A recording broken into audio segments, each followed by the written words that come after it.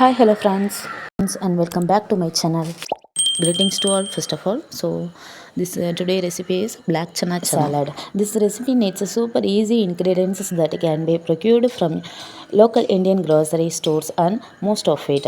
And gather all the ingredients, wash them. And black chana salad contains around 243 calories. And boiled corn is an excellent source of important vitamins and minerals.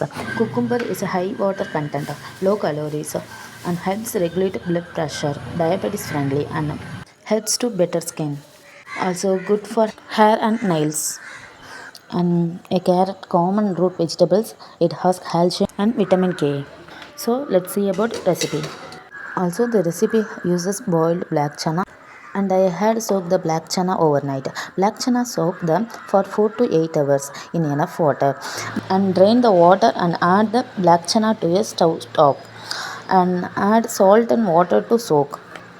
And in a large bowl, and add black chana, chopped onion, green chilies, tomatoes, sprinkled salt, and black pepper, also red chili. It give good. And add lemon juice, also top it with green coriander leaves.